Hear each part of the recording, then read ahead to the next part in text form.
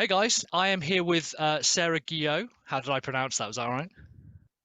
Yep, perfect. Was that okay? Awesome. And today we're just going to talk about basically landing clients and winning business. So, Sarah, thank you so much for jumping on and having a chat with us today. Tell us a little bit about your business. Yeah, for sure. My name is Sarah Guilliot, and you can also call me Sarah G. I don't expect people to Cool. pronounce Guilliot. Like, So Sarah G amongst friends. And you can find me over at sarahdesign.com. And what I do is like I come from a background in UX design and my agency business. My clients are busy coaches with premium priced one-on-one services who want the time freedom of online courses. They build a course, they sell a couple beta rounds. So now it's like validated and they have raving testimonials, but then they're like, okay, now I have to launch for real, in air quotes, time to launch for real. That was just faking it before. And they're scared and unsure and overwhelmed. And they come to me and I swoop in and help them. I help them with their planning and their calendar and figuring out their launch personality because everybody has a different launch personality. Not everybody wants to launch Amy Porterfield style, very like a bunch of interesting. webinars. Yeah. It needs to be customized to them. And then write their launch email sequences, create their social media graphics and captions, and write, design, and build their sales pages. It's like a launch in a box that they can then take and do it on their own, and they can repeat that process to launch over and over again going forward. Awesome. Man, I really like that. Obviously, with all your post-its in the background, is that for you or for customers? That's for me. Yeah, That's how I I like it. figure out a lot of. I'm like pre-launch, launch, post-launch. Yeah, I'm exactly the same. I find typing super useful if I want to start sharing it with people, but to get it out of my head, it's something tactile has to happen. I'm in a rental, so I would have whiteboards up, but I don't. So I Right. have to use stickies and they don't stick. So then I have Yeah. to use painter's tape Yeah. Yeah. to stick the whole Perfect. thing. So we should say that you are a member of Seven Figure Freedom, which is our sort of like flagship program. And that's kind of what I wanted to talk to you about because you sent me a message saying that you had landed a couple of great customers. You'd had a really good kind of start to the year and you'd found some clarity. I would like to take all the credit for that, but the reality is there's, as you and I both know, there's actually an enormous amount of work on you, the doer's side. Can you remember how you came across me and sell your service? I think I'm in another program where I'm building out a business that is more executed in 1 day intensives. But in that group, it's filled with a lot of other branders and website builders. And I felt like the weirdo who was like, oh, well, I do sales funnels. Yeah, I'm like the only one in here doing yeah, that. Even though I really love what I was learning in there, I went to YouTube. I'm like, I need a little bit more guidance on the funnel piece and how to present that to clients. And I found your videos and just went down the Michael Killen rabbit hole of just like video after video after video and looking at your book. And then I was like, I got to get into this guy's program. And it was probably like 2 weeks mm, from discovery to joining because I really loved a lot of the things you were saying were really in alignment with how I like approach clients. But you had a lot of new and felt like more unusual ideas too that I was really interested in. And so that's how I joined. cool. That's okay. Awesome. Fantastic. Well, that's proof that some of my systems work then, I guess. Basically, you sent me a message, and one of the things that you and I were talking about just before we jump on the call is that a lot of people don't realize that I believe there's money on the table. In almost every business, there's money on the table, and it just requires you to ask, maybe even ask a few times. What you came to me with was you came to me with, if you don't mind me saying, something like a 30 grand client. Essentially, you were like, they were there ready to buy, and it was only because you reached out to them, they were like, great, let's do it. Does that sound fair to say? Yeah, that's basically it. I remember you saying like in our first initial like call that we had before I joined the program that you were glad that I'm willing to go and talk to past clients. And I was like, oh yeah, there's these past clients here. But I knew that there was maybe some riches there, but Yeah. I didn't really realize what I could turn it into. Let's work backwards. They went, yeah, great. Here's the money, do the work. What happened before that then? Had you already worked with them? Yeah. So these were clients that I met a few years back. We were actually in a coaching program together. This was before I was doing service work. I just had a passive income Mm-hmm. course-based business.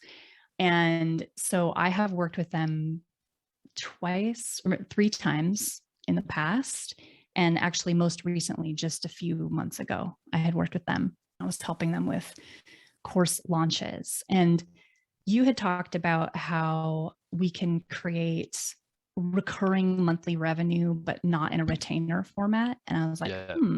Going into the new year, I really want to work with people that I enjoy on projects that I find pleasant. And this particular client, I really love working with them.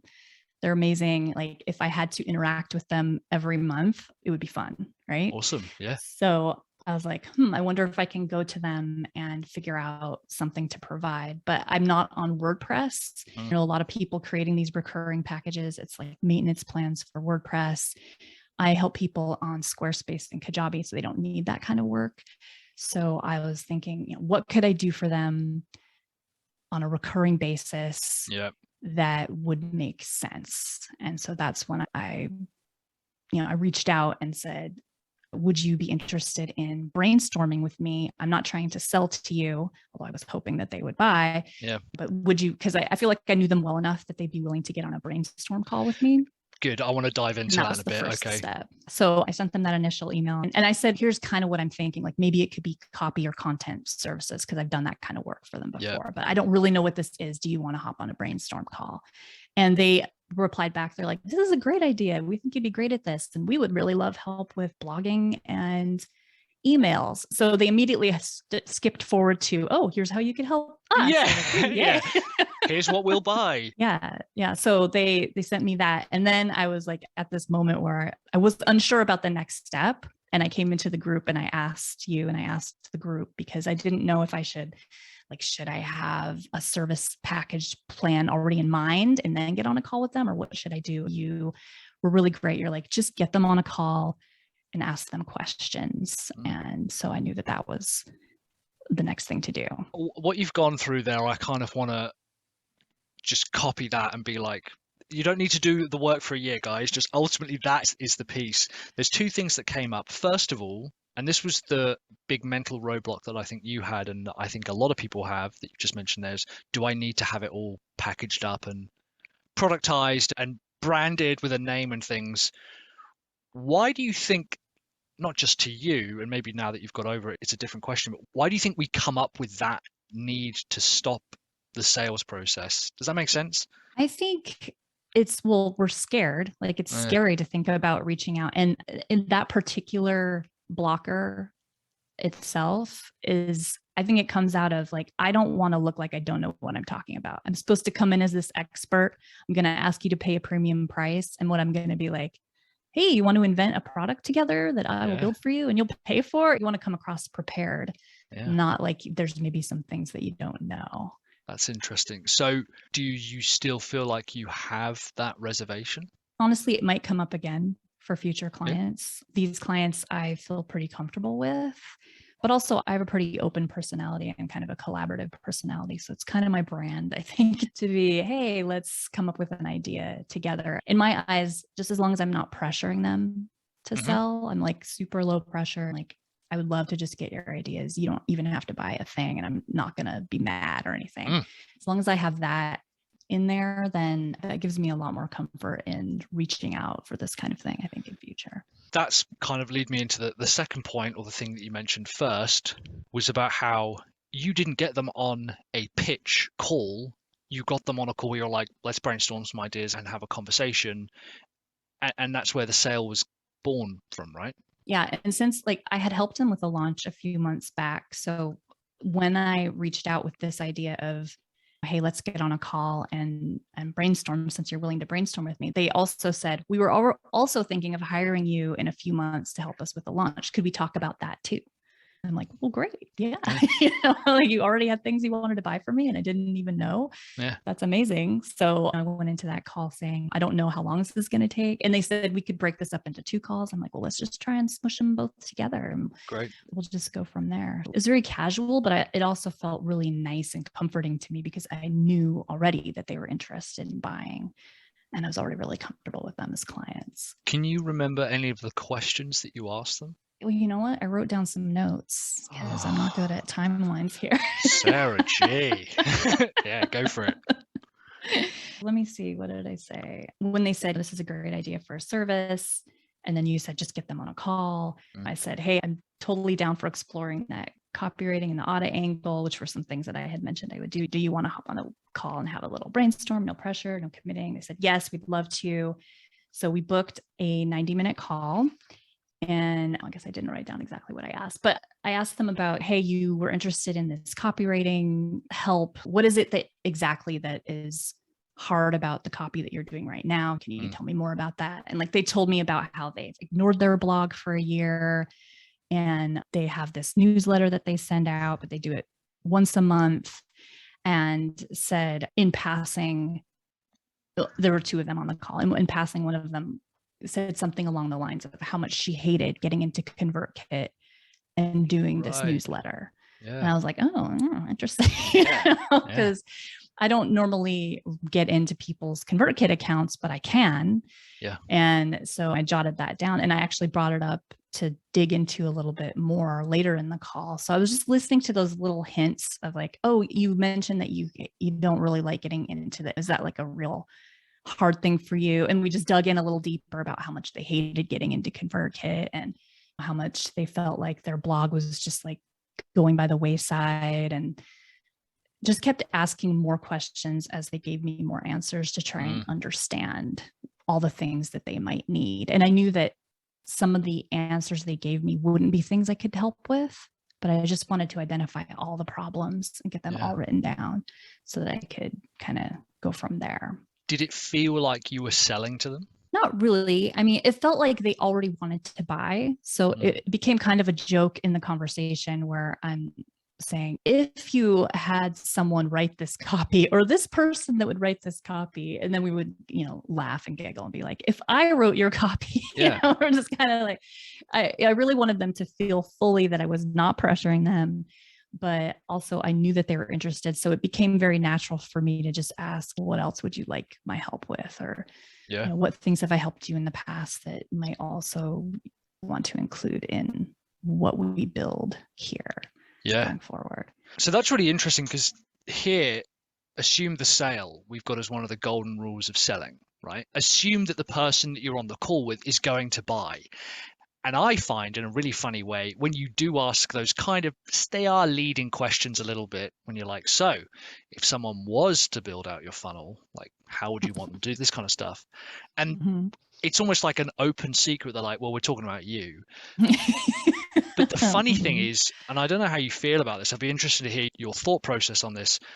I think a lot of marketing agencies, funnel builders, whoever, or anyone who is selling someone, I think they believe that it's the customer's choice to believe that they're going to buy. I believe it is the salesperson's choice to believe whether the customer is going to buy.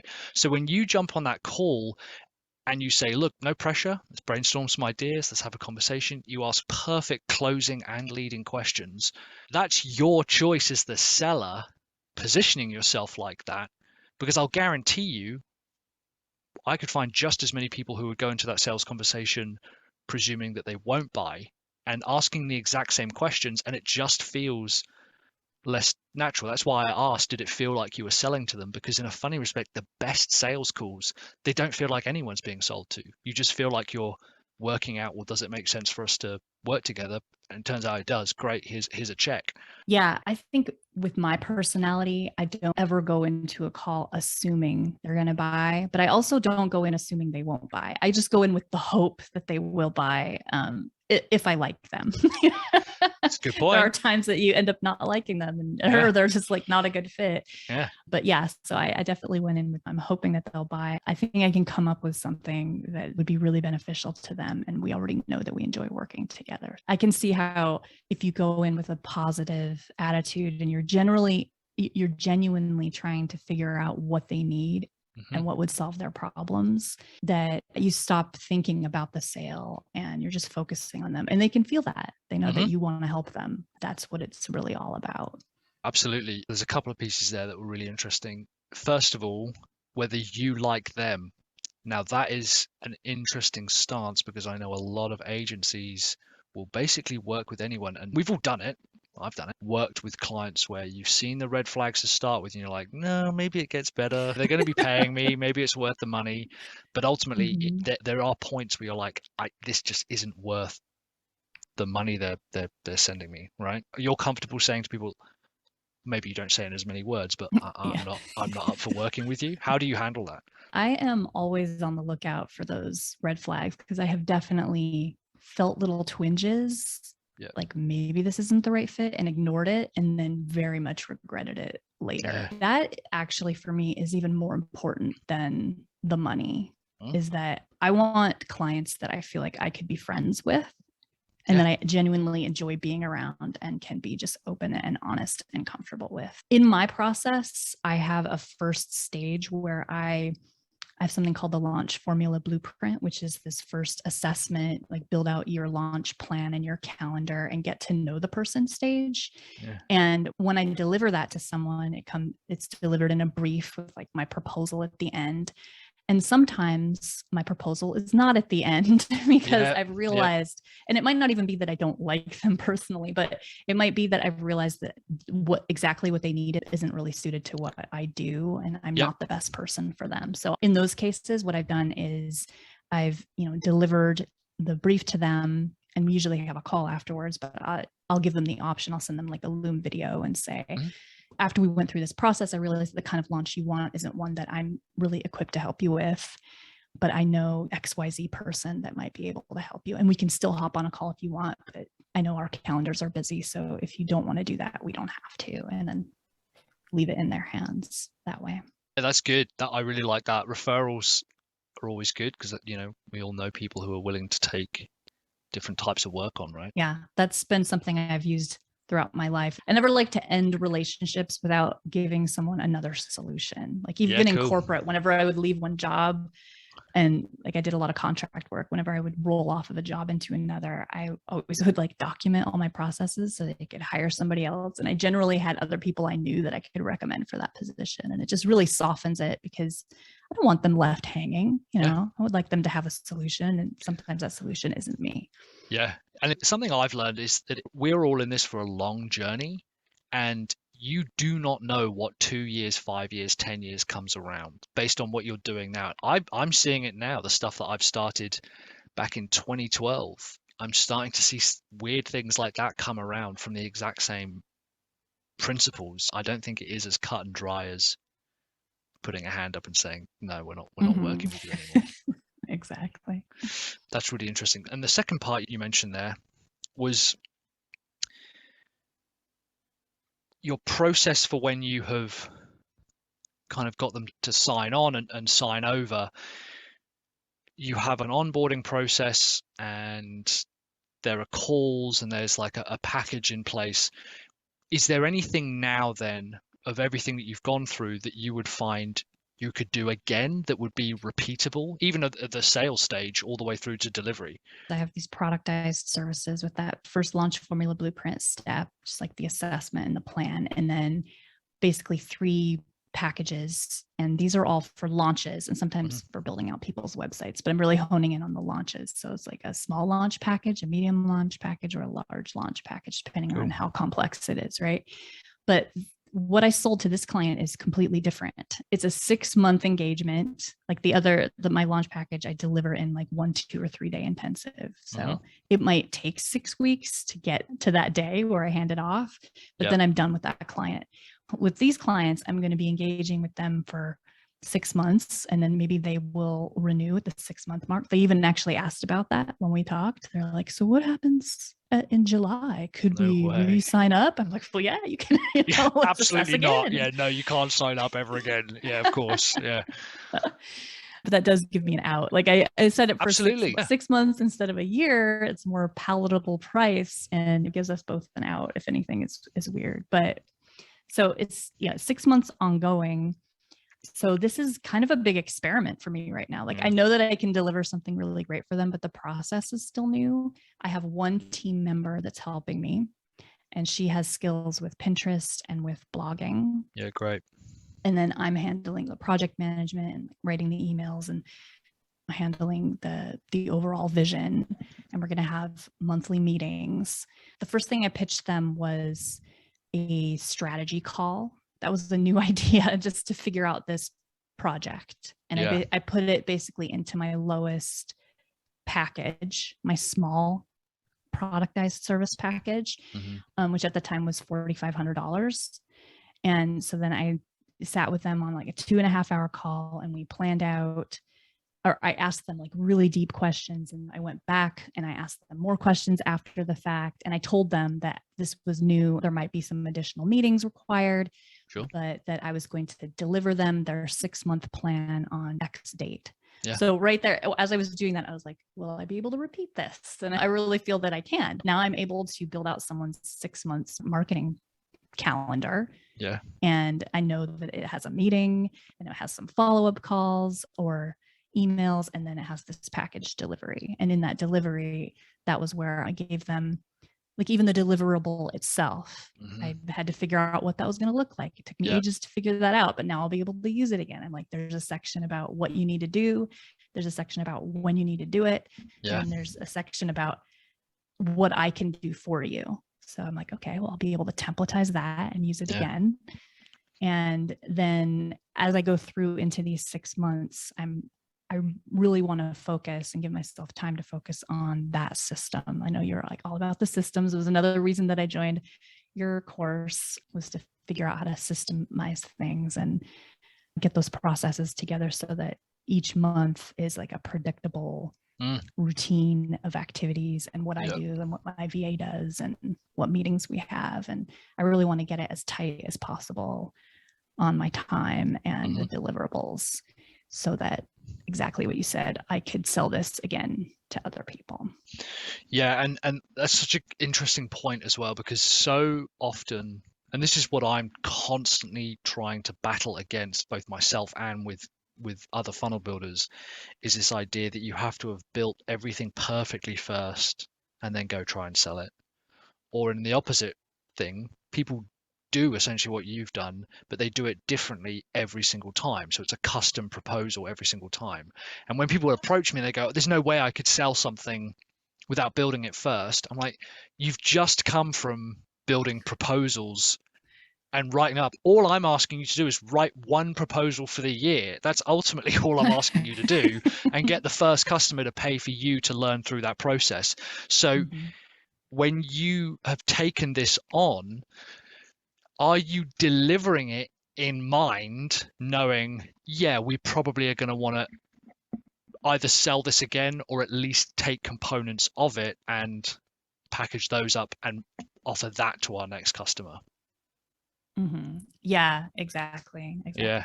Wow. Okay. Awesome. What about from the way you actually got the sale and the lead? Is there anything there that you think is repeatable? Any kind of actions that you did that you thought, well, I'll just do that once a month and see what happens? Yeah, that's a good question, because I'm still figuring out like my sales pipeline. Where are these people coming from? Because this client, I've known them for years now. And that is where most of my clients are coming from. It's just relationships that I've built and just stayed in touch with people. They post on Instagram. Sometimes I'll reshare their posts. The first big project that I sold them, I reached out to them with the idea. So yeah, I mean, I'm not sure that I can see what's repeatable there yet, except to continue making friends and being visible, especially in Facebook groups. I think a lot of my best clients have come from paid Facebook groups that I've been in, because I'm around people who are investing in their business, and then I've built trust with them by just making friends in those groups.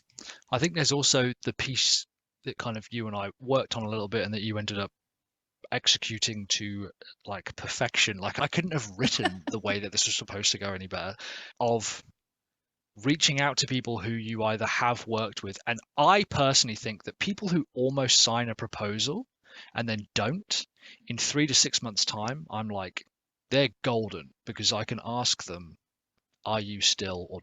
have you ... yet? And exactly as you stated, like, just want to get on a call 45 minutes, just see if we can brainstorm some ideas. And they're often so receptive to that because they're so close, but also just having that go out to your previous customers as well is such an underutilized channel. And I think a lot of people think you have to generate it from cold all the time, when in actual fact, you've probably got a pretty hefty chunk sat further down the pipeline than you think. Does that sound fair? Yeah, absolutely. And I'm already thinking once I get this process dialed in a little more, I'm definitely going to go back and look at past clients that I've worked with and see who might fit the bill for me doing this same service for. Or if not, if I could repeat that process of collaboratively creating something that they might need on repeats each month. Because I got to say, I love having this intensive process where I get a client, I swoop in and save the day, and then they have what they need to repeat over time all on their own, and we never have to speak again. But I feel a new level of safety, like I just knowing that I have this fairly consistent and reliable income that's going to be coming in. It's going to help fund more experiments and more things. So it makes me feel so much safer. And back to something you were saying earlier, I can't remember exactly, but I feel more comfortable, I think, now that I've gone through this once, collaboratively approaching clients and just saying, hey, you want to chat about this new idea that I have? I think as long as you set the expectation that this is experimental or you're just gathering ideas, and that then it's okay if it's not perfect and your process isn't dialed in. Just set expectations with them about what's happening. Yeah. It's an interesting point you put as well about like, oh, it doesn't have to be perfect, because I think we neglect how little the customer knows sometimes. To me, it's like live music. If you're playing live music and you're in a band, you are aware of the mistakes that you're making. And you often see bands leaving like, oh, it was an absolute nightmare. My wife's best friend, he's a classical composer and conductor, and we went to see one of his operas. I don't know anything about opera, but he came off afterwards and was like, that was an absolute shambles. It was an absolute mess. I was like, it was the most amazing thing I've ever seen in my life. Like, you were so good. He was like, no, it was an absolute disgrace. And I think when we're in it, doing it, we can obviously pick up on the things that we wish we could do differently. But if you're 60% there, the customer is often like, oh my God, this is exactly what we need. You're knocking out the park. And I think we are a bit harsh on ourselves when we're in the creative seat. Oh yeah. I fall into the perfectionist habit all the time. I figured the first couple months of this process were going to be a little messy, and I started to get really anxious about it. And I was trying to like pre-figure everything out. And then I'm like, oh, I need to tell them exactly what day we're going to meet for our monthly call. And then I need to figure out when my VA is going to do this and when we're going to do that. But then I was like, okay, just back up a little bit. Like you said, that I assume that they think I'm going to hand them that, but they don't know. They just want me to tell them what's going to happen and like, what's next? So just like by letting go of that and letting them know that I think there's going to be dial in period in the first 6 weeks or a couple months that it like releases that stress that I have about it being perfect, and it allows me to stumble and make mistakes. And like you said, they probably aren't even going to know. I could be like, that was just total crap, and in my head, and they'll be like, that was the most amazing process ever. It happens all the time, man. It happens so often. YouTube is a good example of this as well. I'll do a video, I'm like, I just need to get something out. I'll just publish it, and I'll say to Clarence, who's my editor, I'm like, I'm really sorry about the quality of this. Just publish it, edit it, just get it out there, whatever. And it will do like tens of thousands of views. I'm like, what is the logic here? Other stuff that I'm working on, spending ages on crafting, doesn't get nearly the amount of attention. And it's a funny, again, you are looking in on it at the wrong angle. And the customer is often just happy that, I think that a lot of the time, they're just happy that someone's listening to them and that they want to, someone like you has come along and said, I actually quite like doing this kind of stuff. I'm willing to help. Like, that's a huge relief to them. Yeah, I agree completely. Let's say someone else wants to kind of follow this along and they go, okay, yeah, I have worked with previous customers. What would you tell the other funnel builders watching this? What would be the 3 things you would say that they could go out and do? Yeah, I think they could repeat that first reach out that I had with, they could even use my own words, Yeah. Can you go over that again? Because they'll love that. Yeah, 100%. Like, think about which past clients you really enjoyed working with, and like maybe identify the top one or two that are pretty easygoing with some stumbles so Yeah. you feel comfortable, and then just reach out with an email. And what I said was, can I get your opinion on an idea I have? I'm not trying to sell this to you here. And then in parentheses, though I will if you want it, I'm just researching for now. That's and I just so threw good. out some ideas. Yeah. So they could absolutely say that exact thing and then just throw a couple bullet points in there and then just wait and see what the person replies with, and then follow your advice of like, next step is to get them on a call. I was nervous too about the call, like what exactly do I ask? And you actually had a document with some wording and some things that we could ask. So I printed that out and I like picked a few things out of there that I felt were things that I might say. Once I had that to start, that got the ball rolling, then it was just like, just remember to just have a conversation, that you like, be curious and ask them really as many things. Just be curious, ask them as many things as you want, ask as much as you want, dig deep, even if you're getting off on tangents that might not be things you could do for them. Because sometimes if I'm in the middle of a conversation with someone and I'm thinking too hard about which of my packages will fit with this, or what are the things that I sell that might be the answer to that thing they just said, I stop listening and then I lose track of the conversation. Yeah. So better to just keep talking and asking and digging deep, and then later on go through my messy notes and figure out what I can do to help them with those particular things. Don't get all caught up in the minute trying to think it in your head. So I'm a firm believer that if someone's on a sales call with you, they'll buy. Personally, I believe, I'm like, I can close someone who's on the call, but it's also really important to know that you don't have to have the answer straight away. So if you have that conversation with them, right, you can say, this has been really useful. Thank you so much. Here's what I'm going to do. I'm going to write up a proposal. It's not ideal. That's personally not how I would want to do it every single time, but it does take the pressure off to say, I actually don't have to present them with the finished product. Like, you don't go to the architect and say, we want to build a house. And he's like, great, here it is. Like, there's a time scale, and you're allowed to do that as the person building it for them, and maybe even want to put that into your process. That you're allowed to not have to have the answer straight away. Yeah, I'm really glad you brought that up, because that was another thing too. I was a little nervous about, how do I end this call?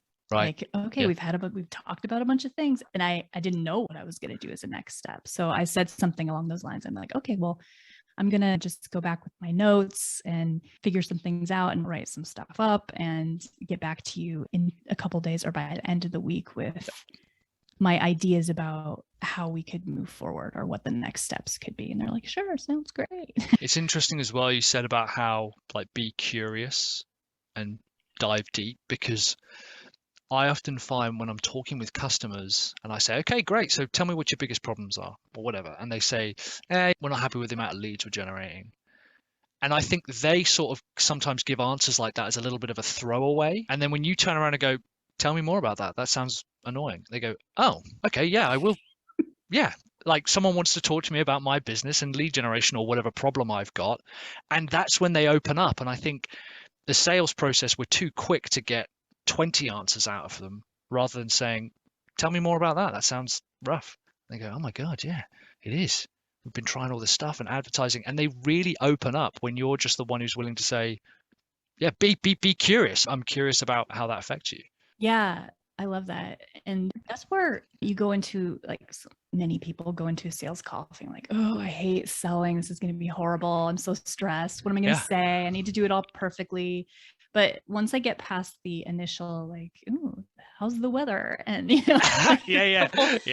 couple initial questions, and I get into the curiosity, then I forget that I'm on a sales call, and now I'm just in a conversation, which I enjoy, having a one-on-one conversation with someone and really like asking them a bunch of personal questions. Then I'm just like, ooh, tell me more. As I really am curious and I really want to know more. And they love, like you said, they really love talking about it and having someone listen. And sometimes realizations happen just in the course of the discussion. So all the time. And this is what I think as well, a lot of, all types of businesses who sell, they think, we're all told you have to give value on the call, give value, give value, give value. And I think a lot of the time that's misinterpreted as like, we have to give them like a little micro webinar to them. When in actual fact, just asking a bunch of questions and saying, cool, so when was the last time you sent an email campaign to your current customers? And they go, oh, I don't think we have done that in like 6 months or a year or ever. And Uh-huh. I'm like, okay, do you think that would be something that would be valuable to do? They're like, yeah, that would be really, really good. I'm like, great, awesome. And I'm Mhm. writing like, good, £100,000 email campaign in 6 months. You're giving them the opportunity. You're saying, I'm going to be open and I'm going to listen and hear because, like you say, I genuinely enjoy talking about this stuff. Yeah, being that sounding board is so valuable to everyone. Can I ask you a question? Go for it, yeah. I find that in the beginning of my launch formula blueprint call, like I have a lot of questions to ask and I've written them all out so I don't forget. The first question that I ask is something along the lines of, why are we here today? What is it that you need help with? And then they just let loose like Yep. sometimes for like 20 minutes of telling me their life story and everything about their business. Sometimes they're crying, which Yep. is amazing. I'm like so honored to be there and Yeah. they trust me enough to tell me all those things. And then I'm just like frantically like taking notes because sometimes they're Yeah. answering things that I have written further down on my page. Yep. And then sometimes I feel a little awkward, like I'm stumbling a tiny bit because I'm like, I think they may have already answered, or I get to that question later and I just kind of I go along and I'm just honest as I go throughout. I'm like, I think you already answered that, maybe answer it again. But what do you do in that situation? Do you anticipate that first, like, I don't know, word vomit moment? Yes. Yeah. And like blending it into the rest of the call? The first thing I do on a call is I will say, hey, sir, I'm really glad that we got to jump on together. Where are you calling from? What's the weather like? That bit. And then I say, Mm, look, I don't have an agenda for this call. I don't have a framework. I don't have a script. I will talk about whatever you want to talk about. We'll go down any path. I'm going to presume you're on this call because you trust a little bit about my judgment. So if I think we could change direction or change tact and talk about something else, I'll let you know. And so what that does, that immediately gives me the out to say, all right, thanks very much. I just want to stop you there. And I'll talk about that in a second. I just want to stop you there. And they'll go, oh, okay, cool. And they often go, oh, sorry, I'm babbling. I'm like, no, this is great. I just yeah. want to make sure I've captured everything. I Mm, will then go back over the sort of 2 or 3 things they've said because it usually people tend to talk in circles and they'll say, this happened to me as a child, which is why I set up the business, and now we can't get any leads. And we can't get any leads because this is what happened to me as a child, and that's why I set up the business. And it slowly sort of moves over to the side, right? So go, mhm, okay, so I'm getting that sense, and I'll say things like, that's obviously a lot to deal with, there's a lot to unpack there. And then I'll open it back up to them and say, where would you like to go from here? And mm, typically that reframes them. But because I've set the precedent, like, I'm happy to talk about whatever you want to talk about. But if I think there's something more fruitful for us to talk about, I'm going to let you know. And that means that I'm not now interrupting because I'm going to say, hey, look, I am interrupting you. I just want you to know that I've caught that we might be kind of weaving off a little bit. And most mhm, of the time, people will backtrack and I'll say, great, where would you like to go? I'll repeat back to them and they'll say, where would you like to go from here? And typically they'll then go, and you've put it back on them. And that's when they kind of shut up. And that's when you can get back into your questions. You can go, okay, well, mhm, so tell me about your lead generation process. What does that look like at the moment? So it's just about corolling them a little bit. mhm. Does that make sense? Yeah, I really like that. It's a really gentle and welcoming question of where would you like to go Yeah. from here? I really And like what that. it also Yeah. does, people often blab and get everything out because they're aware that this is a call and they're kind of Mm-hmm. conscious of like resources and they're like, I need to make sure I get everything out. When I say Mm-hmm. to them, this is your call. I don't have an agenda or a script, right? This is your call. If you want to go down this way, we'll do that. That relieves a little bit of pressure. And also, when I then go, where would you like to go from here? That also relieves an enormous amount of pressure. And funnily enough, I have found by doing that, people are less likely to try and get everything out at once. And it just allows you, bizarrely, to take a bit more control by actually relinquishing a little bit of control. Mm-hmm. That's typically how we tend to run sales calls. But it happens. Sometimes people just talk and talk and talk. And I'm like, that's great. I just want you to know this is what I picked up on. Where would you like to go from here? They go, I don't, I guess you go, okay, well, tell me about your lead generation process. They go, oh, well, blah, blah, blah, blah, blah. Yeah, Mm-hmm. it's a nice way Yeah. of taking control of it. Yeah. I've seen this enough that now I anticipate it after that first question. So I like that. And what you said about this is what I've heard.